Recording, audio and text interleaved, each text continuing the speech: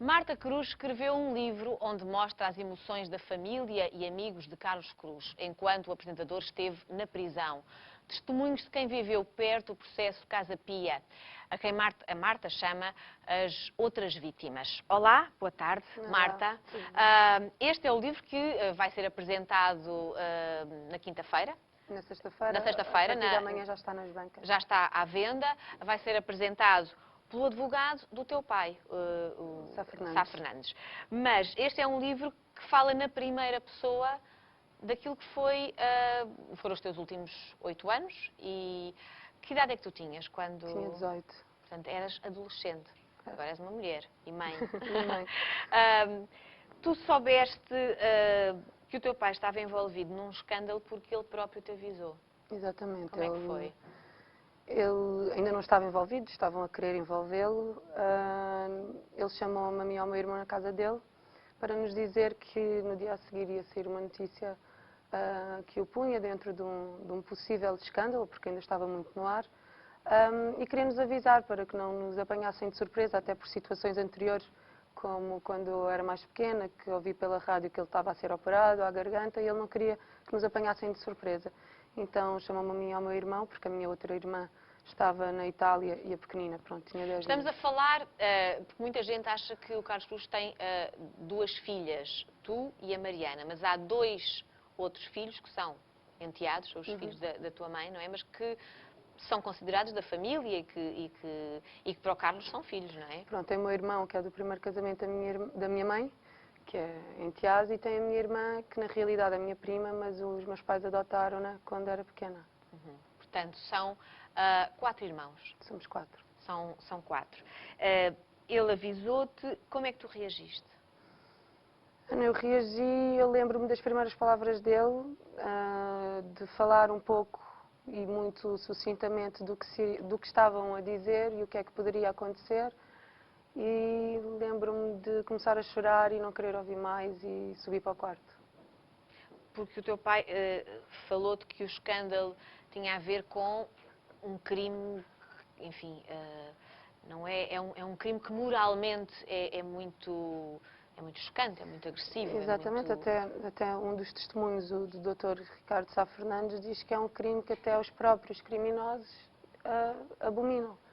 É o pior que se pode pensar e que pode acontecer. Quando é um pai a dizer que está envolvido num caso de um escândalo que tem a ver com pedofilia? Olha, até por situações anteriores, repito, quando nós sabemos pelos jornais ou pela comunicação, a situação é um pouco, está bem, já estamos habituados a essas coisas. Quando é o pai que nos diz, é porque realmente vai acontecer alguma coisa, então temos cuidado, ainda mais o meu pai, que sempre trabalhou com comunicação, sabia que as palavras que iam ser utilizadas e as matérias que iam sair, com certeza seriam fortes, então quis nos avisar. Entretanto, acontece a detenção. Portanto, aquilo que era uma previsão que o teu pai te estava a dar, a dizer que eventualmente estaria envolvido neste escândalo, que estava para arrebentar, a coisa materializa-se, não é? Uns meses depois, sim, porque depois dessa notícia, ainda foi em 2002, passou o Natal, passou janeiro e achámos que pronto, tinha-se passado. Tanto que a prisão dele ninguém estava à espera. Eu tinha saído a trabalho para o Porto, a Raquel e o meu pai tinham ido para o Algarve passar o fim de semana e pronto, deu-se. Tu estavas sozinha? Soubeste pelas notícias? Não, eu estava no Porto a fazer um trabalho à noite, uma presença numa discoteca, e de madrugada começaram-me a ligar muitas pessoas. Eu achava estranho, mas ninguém me dizia nada, só me perguntavam se estava bem, até que a Raquel ligou-me de madrugada a pedir o telefone da minha mãe, achei estranho, mas também não me meti. E a minha mãe, entretanto, liga-me a perguntar se eu estava acompanhada, que precisava me dar uma notícia. E foi aí que eu soube e vim para Lisboa. Há muita gente, na altura falou-se muito disto, o teu pai foi preso, a prisão foi efetiva no dia 1 de fevereiro de 2003. 1 de 2 do 3. Achas que é uma coincidência? Achas que 1, 2, 3, que no fundo é o nome do programa que ele apresentou durante muitos anos e que o tornou tão importante na televisão. Achas que isto era uma coincidência? Eu espero que seja, não é? Acho que a maldade não pode chegar a tanto. Olha, vamos prendê-lo agora, no 1, 2, 3. Não, mas, aliás, no meu testemunho eu falo que a coincidência é muito grande e talvez queira dizer alguma coisa, não sei. Este livro foi para quê? Para fazeres a tua catarse emocional? Ou é uma defesa do teu pai? Olha, esse livro surge como... Assim, eu já tinha vontade de escrever um livro, só que achava que as minhas experiências e as minhas emoções não serviam para escrever um livro. Aliás, são 10 páginas o meu testemunho e depois o resto do livro são mais 11 testemunhos de pessoas que nunca foram ouvidas, como advogados, médicos, amigos e familiares que nunca falaram, uns já, outros não. E eu achei que a expor a família, pronto, já estava exposta e tanto que os testemunhos estão aí.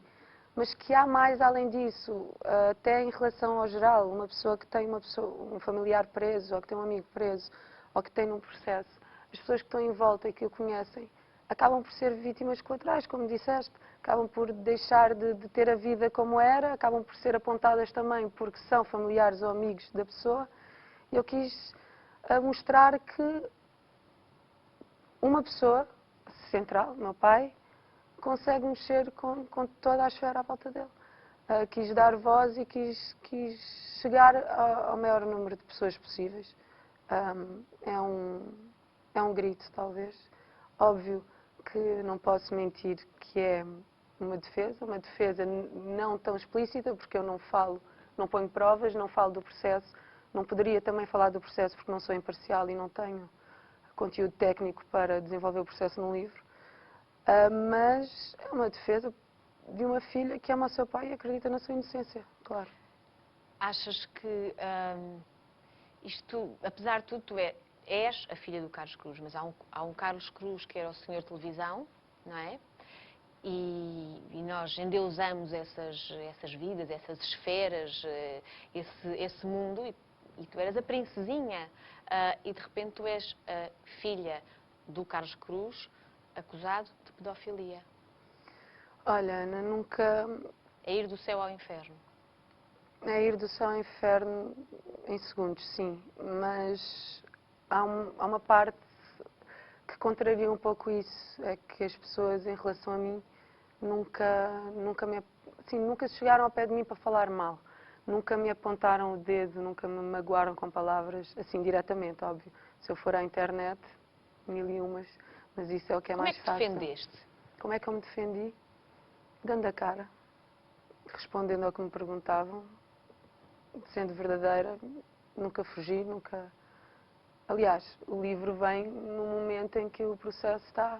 quase já não se fala, embora as pessoas se lembrem.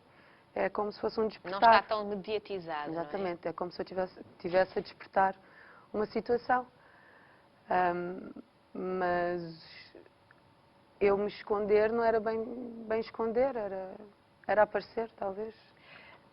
Tu és a terceira filha do Carlos. Viveste com o teu pai no tempo dourado da vida dele.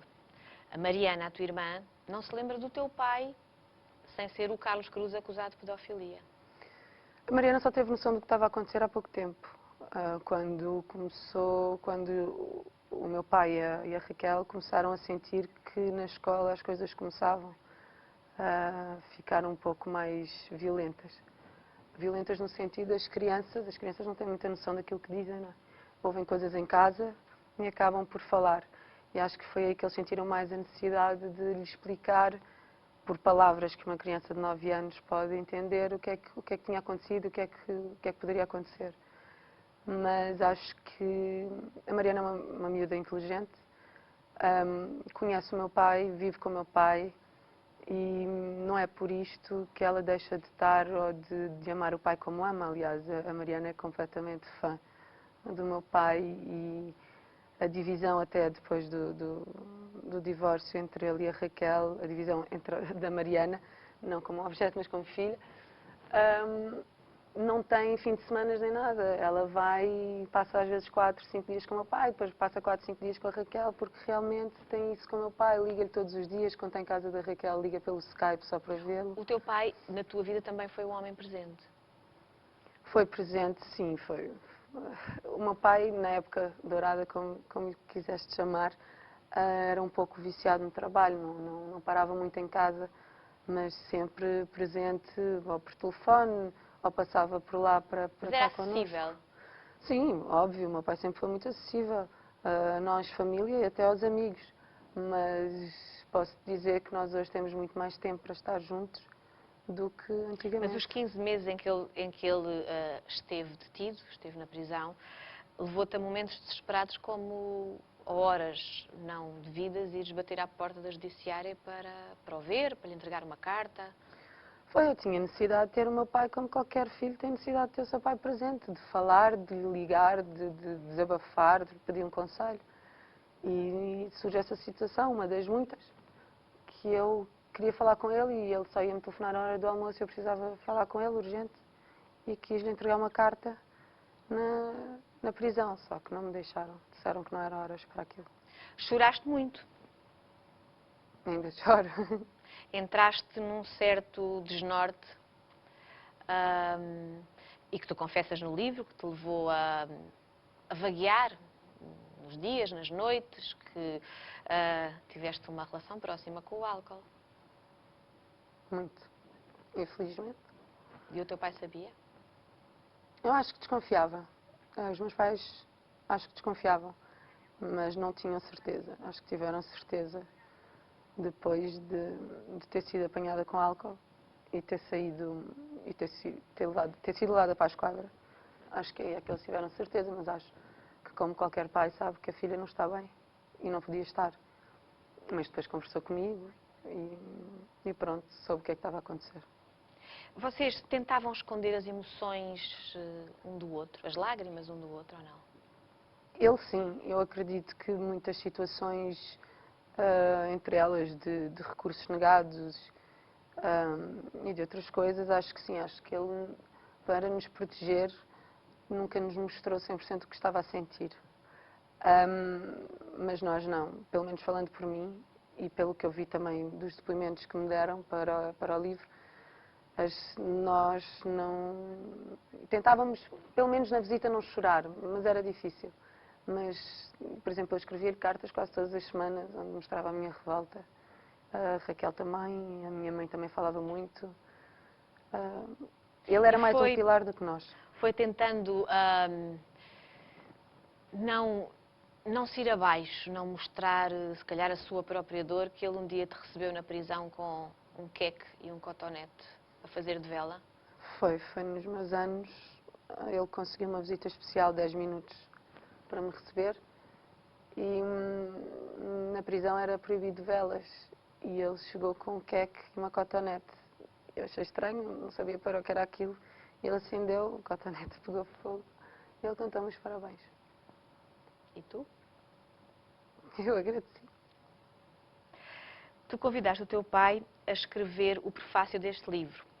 Este livro que surge agora, 8 anos depois, em que revisitas essa amálgama de sentimentos e essa confusão e até a exposição, porque tu também tiveste muita exposição mediática nesta fase. Começaste a trabalhar no Ciclo 10 Horas, na Tertúlia Cor-de-Rosa, eras muito convidada para fazer presenças em todo o lado. Achas que isso tinha a ver, muitos desfiles, tinha a ver com um certo voyeurismo que as pessoas tinham em relação a ti? Deixa cá ver como é que está a cara dela.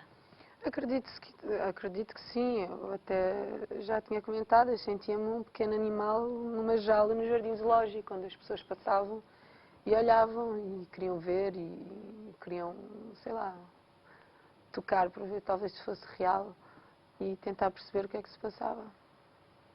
Tu convidaste o teu pai a escrever o prefácio deste livro. Imagino que para ele também não tenha sido um desafio fácil. Não, ele diz, as primeiras palavras dele no prefácio são exatamente que não é uma tarefa fácil. Ele aqui diz, a determinada altura, fala do tal vampirismo mediático sobre uma pessoa que nada tinha a ver com o processo e pela descida aos infernos de que nunca suspeitei e agora aqui confessados corajosamente. Ele não sabia a dor profunda ou que era tão profunda ou mais profunda do que ele imaginava. Ele não. Acho que ninguém sabia. Eu acho que eu mesma não sabia. Eu acho que só fui perceber várias coisas uns anos depois, quando decidi sair de Portugal, para tentar viver a minha vida normal e tentar manter a minha sanidade mental. Aí é que eu comecei a ver, a tentar arranjar explicações para aquilo que tinha acontecido comigo. O teu pai também falou para nós. E vamos ver o que é que ele tem para nos dizer. Eu tenho que olhar para ela de uma forma especial, porque ela terá sido ou é uma das grandes vítimas deste processo. A pessoa de todo o meu núcleo, quer de amigos, quer de familiares, aquela que mais sofreu. E isso, embora a tendo marcado muito, não a afastou, antes pelo contrário, ainda a aproximou mais de mim. Sempre foi uma pessoa inteligente, conhecia a minha vida ao mais ínfimo pormenor, sabia os meus comportamentos, sabia o pai que tinha e, portanto, jamais me passou pela cabeça que ela duvidasse e jamais ela me deu alguma razão para eu pensar que lhe atravessasse no pensamento essa dúvida ou essa ideia. Jamais, jamais, jamais. O prefácio foi difícil no sentido em que eu não sabia exatamente o que é que queria dizer, porque tinha muito para dizer. Isto é, eu para escrever sobre este livro da Marta tinha que escrever outro livro e, portanto, tive que arranjar uma enorme capacidade de síntese. Todos estes depoimentos, o que me tocou mais e continua a tocar, custou-me muito lê-lo, é o depoimento da Marta, pelas revelações que faz de acontecimentos na vida dela que ela conseguiu disfarçar nas visitas que me fez e que revelam de facto o enorme sofrimento porque ela passou e as consequências desse sofrimento sob o ponto de vista humano portanto, ao ler aquelas linhas do depoimento dela eu emocionei-me e são muito fortes, é um depoimento muito forte, eu julgo que é o mais forte do livro. Olá Marta, adoro-te, beijinho, és a maior. Adoro-te, adoro-te, adoro-te. Não se faz. Oh Marta, apesar de tudo, tu és uma mulher madura agora. Sou. Um amadurecimento que, se calhar, foi um bocadinho à força e à bruta, mas provavelmente também és uma mulher melhor. Tento ser. Não quero errar, pelo menos nas opiniões que tenho as opiniões que tenho dos outros. Tento ao máximo não errar e tentar dar sempre uma oportunidade aos outros.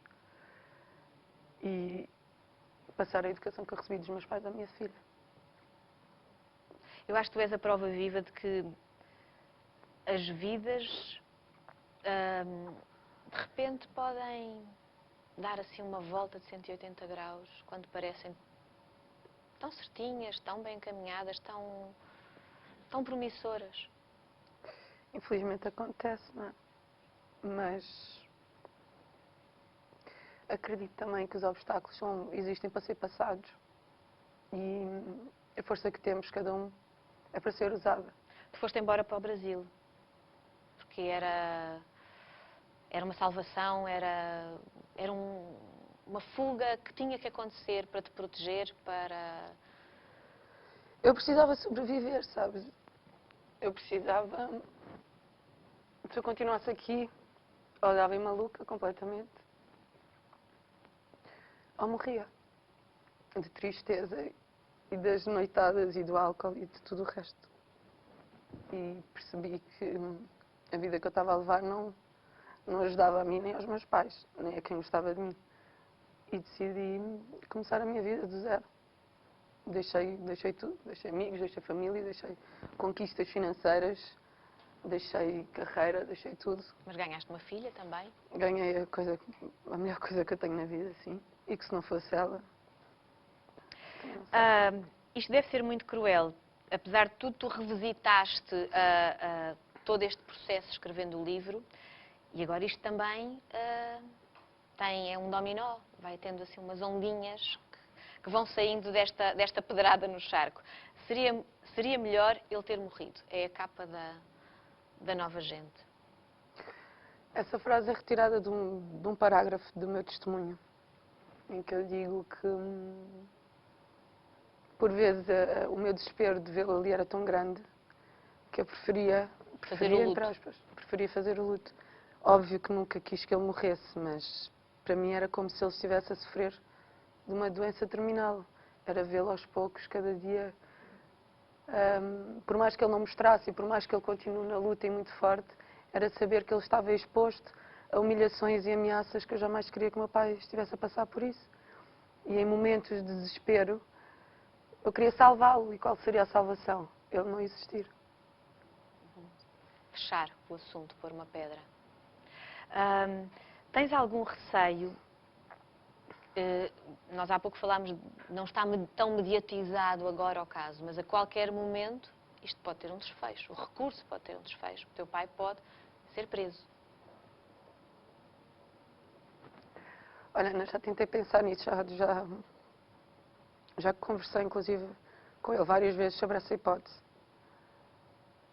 Não sei. Não consigo imaginar sequer. Parecia que o teu pai iria sempre ser lembrado neste país como o senhor televisão.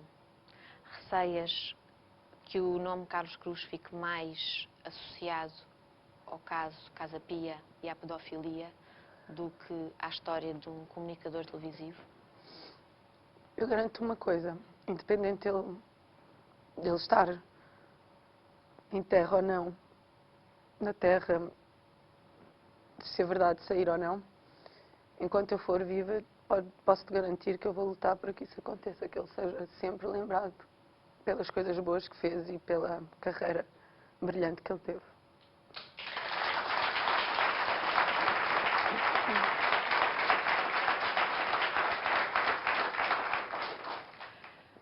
Marta, o futuro do teu pai nós não sabemos, está entregue à justiça. O que eu vejo aqui é uma filha ainda muito tensa, muito a reviver e a arrumar, como tu dizias há pouco, os sentimentos e as ideias destes últimos 8 anos, se calhar esquizofrénicos, baralhados, confusos.